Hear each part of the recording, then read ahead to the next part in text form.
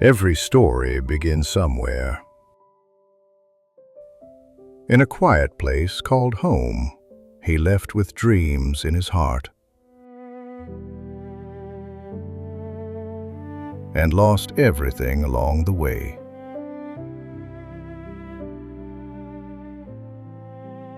But love was still waiting.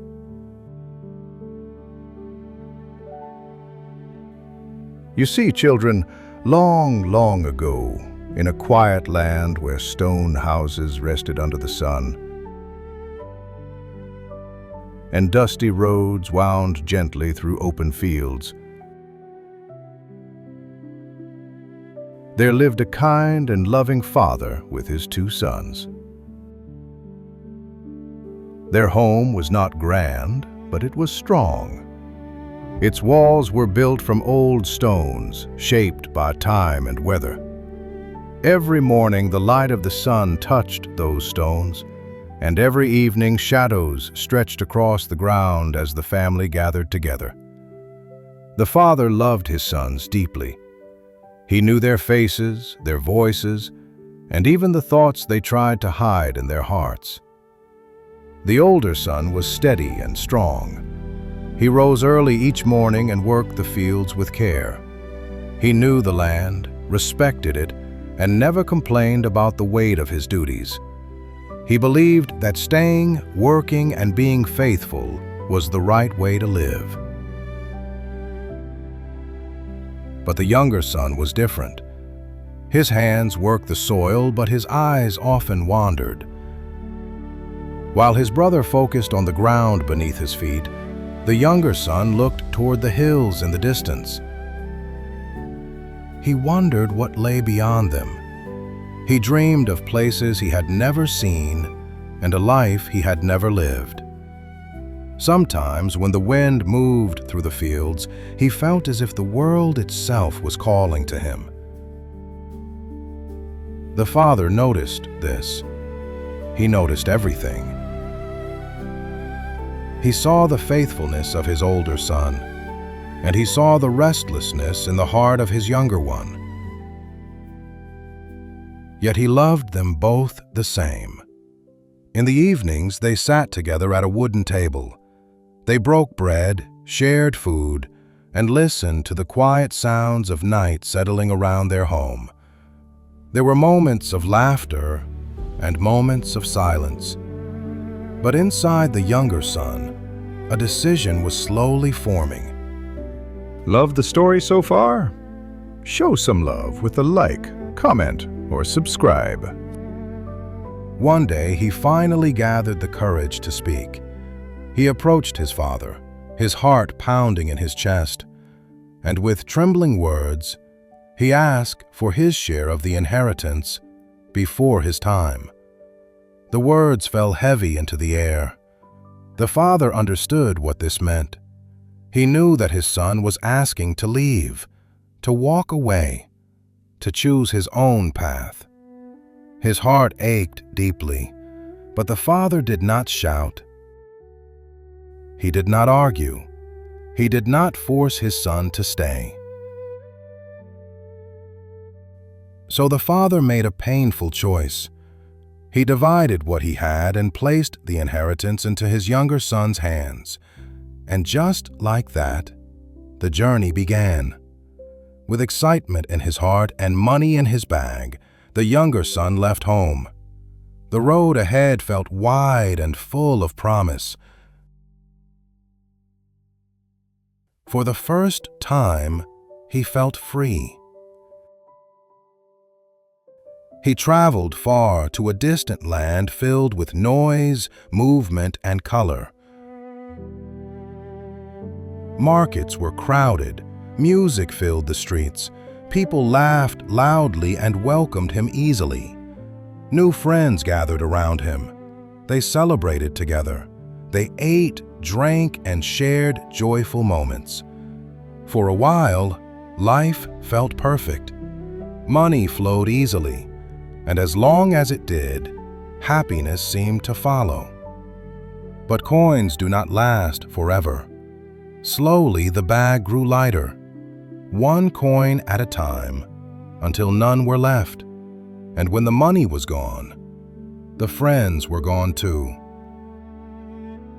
A great hunger came upon the land. Food became scarce. Work disappeared.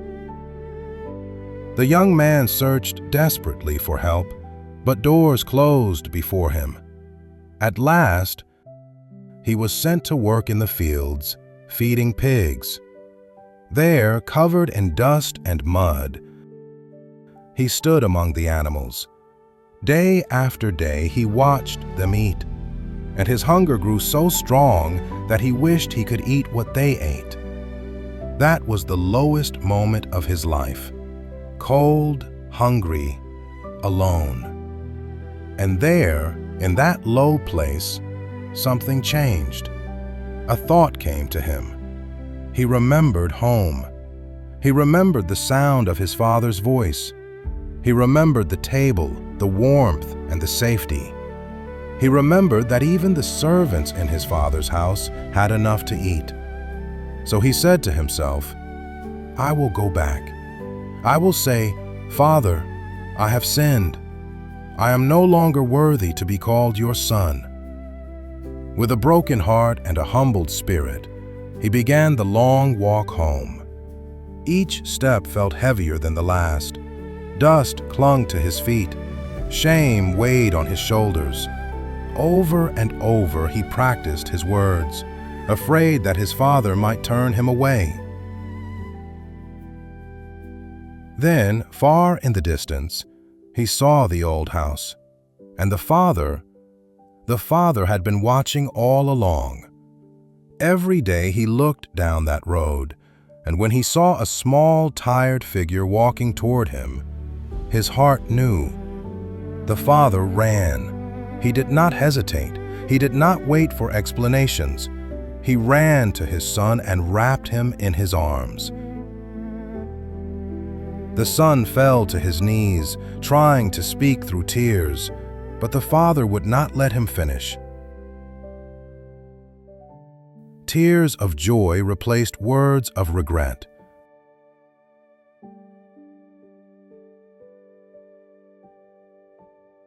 "Bring the best robe," the father said. "Put it on him." A ring was placed on the son's finger, reminding him who he was. New sandals were placed on his tired feet. "My son was lost," the father said, "and now he is found." And together they walked home. A celebration filled the house with light, music, and joy.